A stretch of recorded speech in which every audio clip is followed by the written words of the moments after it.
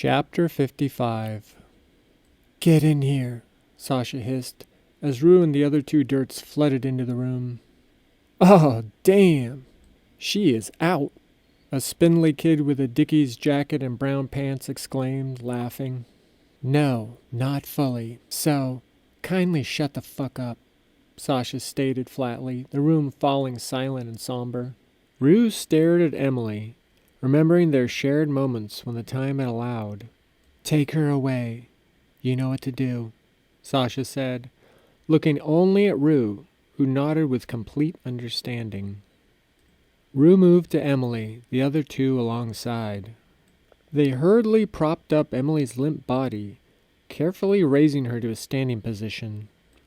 "Just say she's drunk, move quickly, and if the situation gets complicated," Sasha said, not having to finish. She trusted Rue entirely, and knew that she would sacrifice anything or anyone for the cause, for the Dirt Tribe. "You know where and when you have to be next. Spare no limits." She hurried them to the door, but reached for Rue's shoulder as they stumbled out into the hall. "Sasha, I got this, and I'll get it done. But are you sure?" Looking at her head of security, her friend, her protege, she gave Rue a wide Sasha Dirt smirk. "Of course not, kid. But what's done is done. If you get detained, call me first, then the lawyers. Now get out of here. Fast as light," Sasha said. Fast as light, Rue thought, as she returned to her cell members, a lifeless Emily, and hurried them all towards the elevator. As the suite door closed with a thud, Sasha retired into the living room and brought up the news feeds on the wafer-thin, wall-size screen. There they were, slowly rising up worldwide. Giant, hulking pill bugs, most half a mile to a mile long. And in the bay, southeast of Houston, Sasha could sense Coraline in her lead ship, which she had named, of all things, Destiny. Switching to the Houston station, she saw the revelers across the city and the many countdown billboards ticking away. "Well, no time like the present, old girl," Sasha said to herself in private amusement. Emily had been dealt with, and Sasha had a celebration to attend. Grabbing her purse and courage, she shook off the guilt that clung to her. With a level of grit that would have made Charles Portis proud, she opened the door and headed out into the busy hallway. Rue had left just in time, because now the hall was packed to the gills with packs of happy Reggies in various stages of inebriation. So many that Sasha didn't even try to fight the traffic flow. She was just pushed and pulled along, past all the suite rooms to the stairwell. Amused, yet ignoring whoever copped the cheap feel of her ass, she walked up the stairs and through the door. Breaking away from everyone else, she took a second to catch her breath and find Coraline's ship again amongst the buildings. It still hadn't moved too much. Sasha had some time yet. The decorations were splendid, decked out in string lights, crystal punch bowls, and a spread to make any foodie drool. "Ooh la la, sophisticated. Remember, pinky up, Sasha," she said to a wide open sky.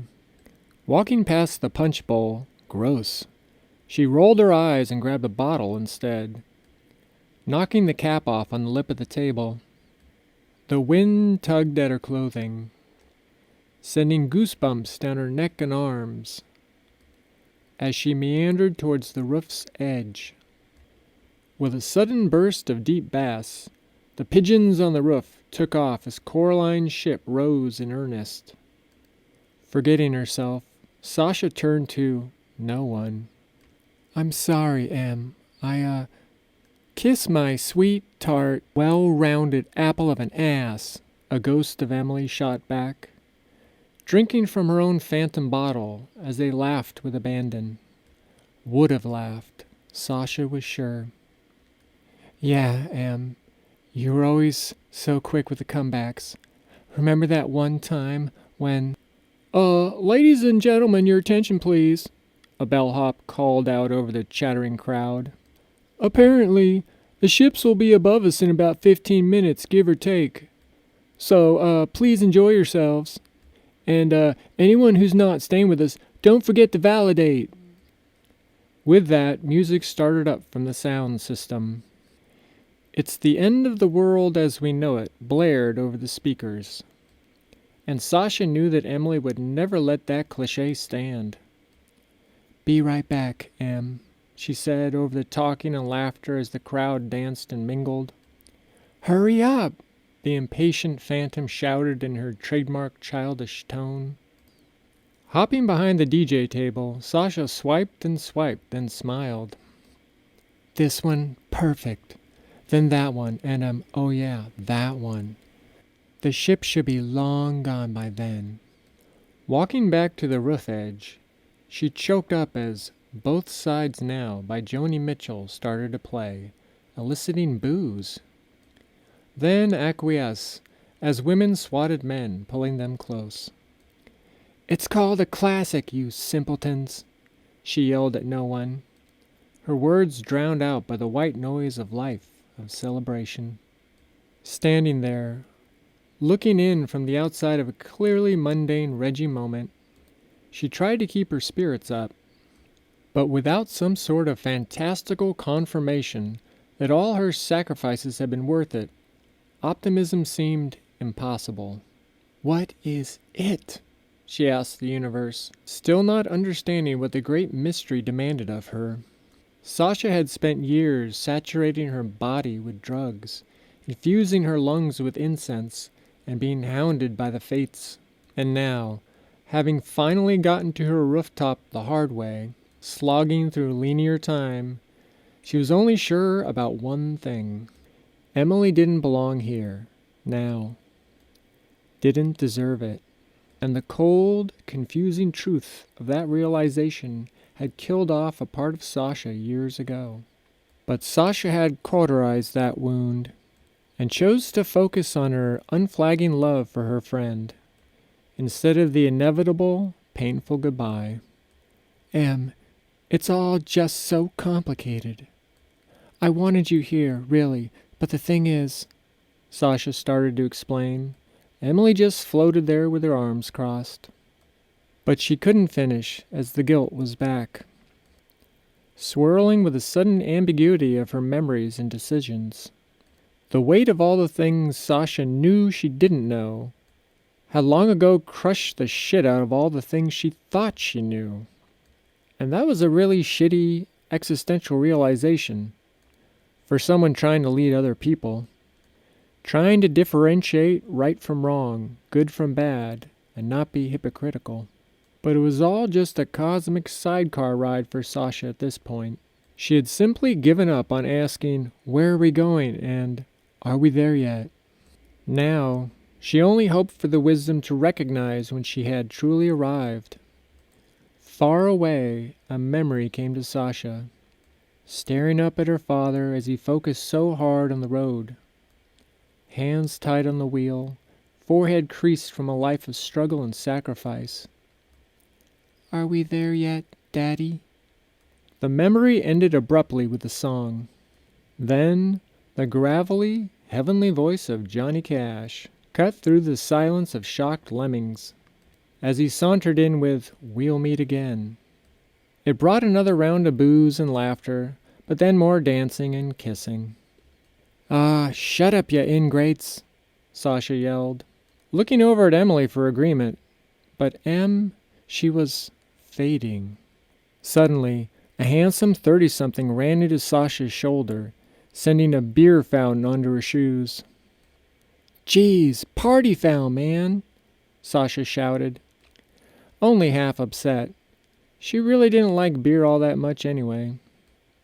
Sorry, I'm so sorry. I gotta get back to my friends, but check it out. It's happening, he said, running over to his little group as Sasha and the entire city looked up. The whole world, actually. Coraline's ship eclipsed the morning light as it rose with the sun.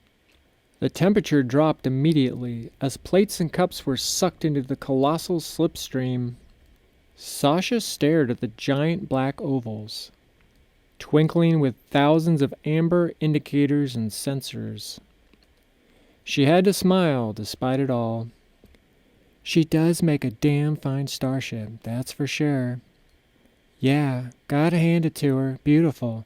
All those curves, like giant scarabs, Emily concurred. Sasha didn't turn. She just wanted to soak in the fantasy. Not analyze or regret. Only dream a little dream.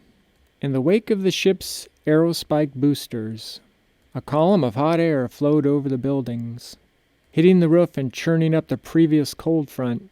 Hats flew and skirts fluttered, pleasing some and humiliating others. They rose a little faster now, the gravity dampeners assisted by small, corrective bursts from the boosters. After clearing the tallest rooftops and spires, the ship started a synchronized diagonal trajectory towards their rendezvous point, like a pod of enormous whales migrating to the distant stars. That damn rooftop, Sasha said, so distracted by everything that it had taken this exact vantage point, this moment, to really know. And it had taken the 10, Emily, Coraline, and all the other necessary ingredients. All the non-native states of matter and energy between touching the resin handprint and witnessing a soon-to-be alien species departing Mother Earth inside magical levitating spacecraft. I still don't understand.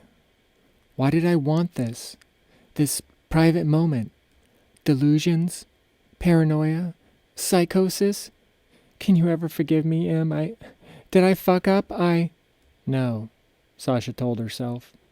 But the voice came from the future, the blue flame avatar that always whispered back through time, asking her past selves to submit to me, and I will protect you. And following that chain of promises had brought her here. Finally, all her separate lives and seasons had been integrated into a present, realized unity. There was just this last riddle to solve, before she could get back to reshaping the world order more to her liking. You built a family, Sasha. Focus on the future. It's all about the work, always the work. All the rest is just killing time. She let it all go with a deep sigh, then looked back at Coraline's ship. Yep, still impressive. Just like her, a show-off till the end, Sasha thought as she laughed and snorted. You play one badass game of life, lady. We could have been ironic sisters. Ha! Oh, the trouble we would have gotten into. Maybe in our next lives, eh? The tail of Coraline's ship finally stopped cock-blocking the sun. The warmth washed over Sasha, forcing a smile as the 10 blurred the distinction between her and the wind.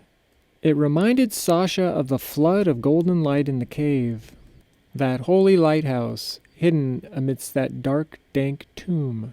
She raised the bottle in salute, wondering if she would be sad on the flight back without Em at her side. Apparently without any answers either. I guess some things are like that, Em. You pack your umbrella, and then, of course, not a cloud and the goddess damn. Suddenly, a skip. But combined with another effect, one that Sasha had never felt before. Like the universe had just squeezed her from all directions, then released suddenly, every molecule in her body rebounding. A localized increase of gravitational waves? From the ship, or... Sasha started to theorize, but then got hit with another compressive crunch. What? Sasha screamed, her pulse climbing, as a small group of revelers came to check on the erratic drunk lady. She was spinning around, back and forth, trying desperately to pick up on any pattern that might show a sign, provide an explanation, anything. Mixed with the music and chatter, she could make out the 911 calls from people concerned she might turn violent. Idiots. Sasha turned to the crowd, half of them laughing as they shot videos to post on social media. And despite their predictable, childish behavior, she still tried to warn the sorry lot. Hey, listen, everybody. We gotta get the hell out of here. Like now! Get the fuck off this roof! Go! Go! No one moved, except a few ad hoc hotel employees with earpieces, trying to act casual as they alerted security and closed in on her. Sasha's world was unraveling, but she could not go to jail. No how, no way. She backed up to the roof's edge, stopping when the crowd gasped and hollered in terror. Turning towards her least attractive option, the forgotten beer bottle slipped from her shaky hand, falling forever.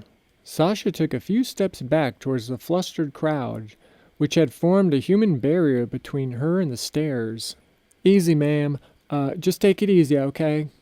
No one's gonna hurt you, but I need you to try and stay calm till the EMTs arrive, and they can...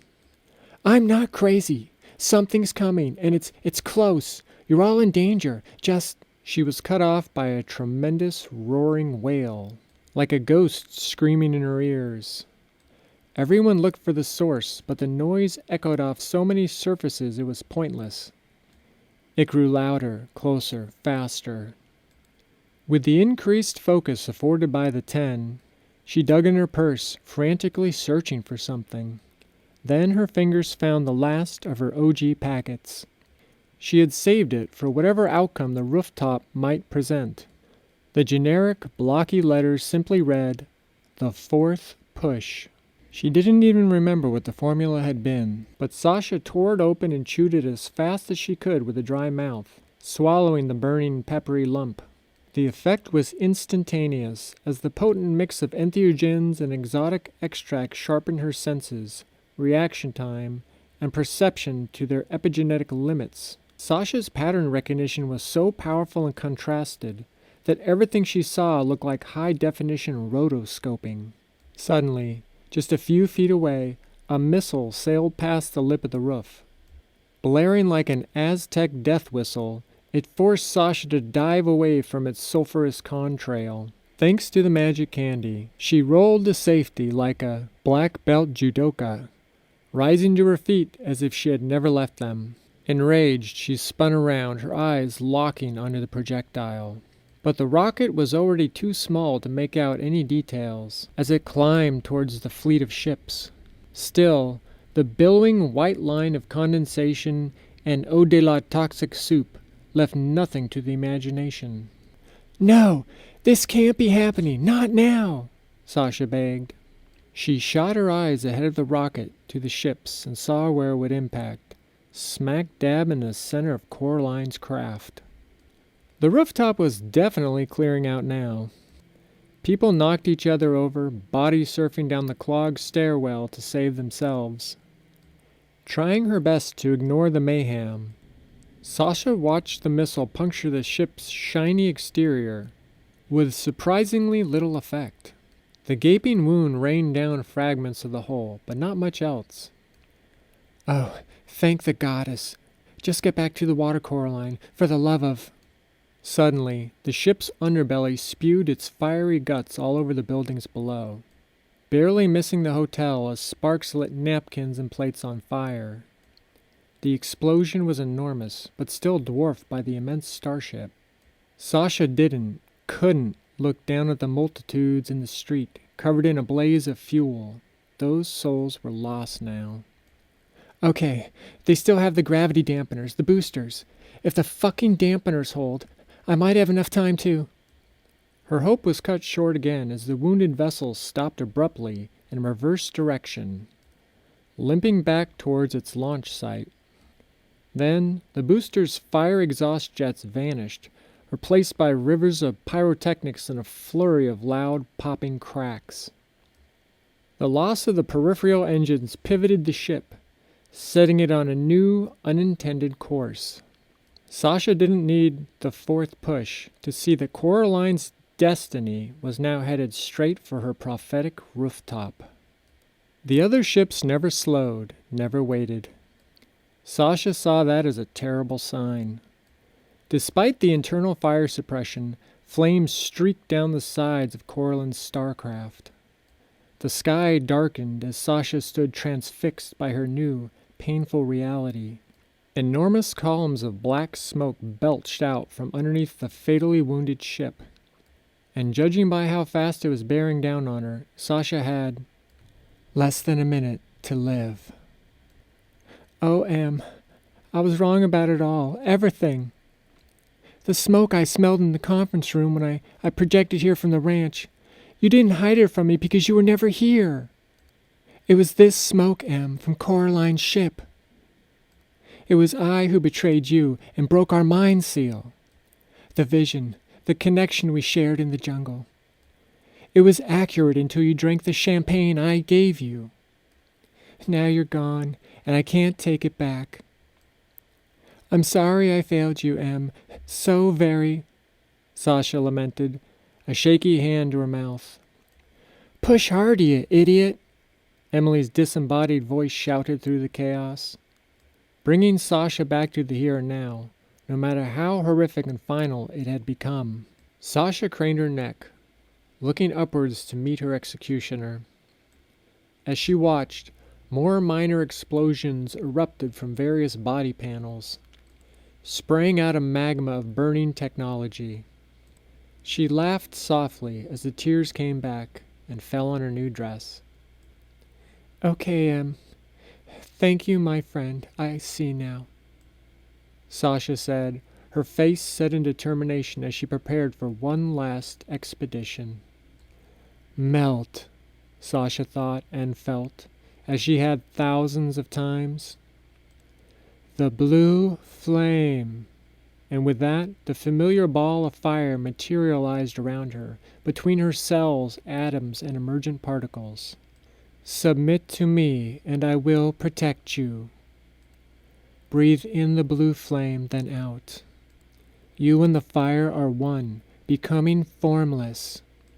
It will hide you in the slick blackness of space, where you will be safe and eternal. As she lowered her pulse, Sasha took deep breaths of the rooftop air, focusing on its components. The bouquet of Coraline's incinerating spaceship was joined by other tertiary notes. Food, wine, and pollution, yes. Joined now by pollen and sea air from far away. But overpowering all of it was a trace of Emily's sweet perfume, still on Sasha's clothes from their last hug. And there I will wait. None will find me, follow me, or harm me. There I will wait until... The shadow of the free-falling behemoth became sharper and darker. It was seconds away. As Sasha watched it through her dome of cobalt light, she tried to reach out with her retrocausality, to meld her metered perception with the approaching moment of future contact. This is it. In my mind's eye, I have to focus and see the very first particle of the ship that I will touch. Yes, this is the only way. So may the 10 guide me beyond the ability of my conscious mind, my physical body. Make my movements as small as Planck's scale, invisible yet fast as light. She kept breathing, focusing on the blue flame, the needed fourth push. It was so strange to feel death about to take you. Expand time, Sasha. Stretch it out, she shouted to herself, the universe, the ship, the future. As the black outer hull rushed towards the small rooftop, the curved metal surface was so large it looked flat. She raised her right arm effortlessly, as if it had already been done, like a movie running backwards, like a book already written, Sasha thought, Emily's words finally laid to rest. Finally, the ship's particles mixed with the essence of her sapphire armor as they passed through. Sasha's fingers spread out to greet Coraline's mothership, the two entities spooling together perfectly, slowly. Time stopped. Every cosmic clock stretched on forever, racing towards reversal. Sasha was no longer an active participant in Newtonia. She had been transformed by the fourth push into a silent perceiver, a cosmic wind instrument, a great basin bristlecone pine, a singularity. Her temporally frozen hand and the equally entangled matter of Coraline's ship synced up precisely with her last thought and word. It wasn't a plea, it was a declaration, even in the face of total annihilation. Sasha's ultimate truth was battling against destiny in all its forms. Now, finally, she knew what it had been all along, and why it had waited patiently for her to arrive. At this moment, with every possible distraction and falsehood stripped away, under death's shadow, Sasha finally understood the koan of free will. The last song ended, reduced to a single note ringing on forever. As it did, Sasha uttered the most important word of her entire life, sending an energetic ripple through the surrounding space-time. No. Seconds later, a black and crimson mushroom cloud erupted towards the sky, where downtown had just been. The shock wave expanded in a perfect circle, shattering countless windows, sending planes towards the ground and snuffing out all life for miles. Sasha Dirtz and Coraline McCarthy were no more.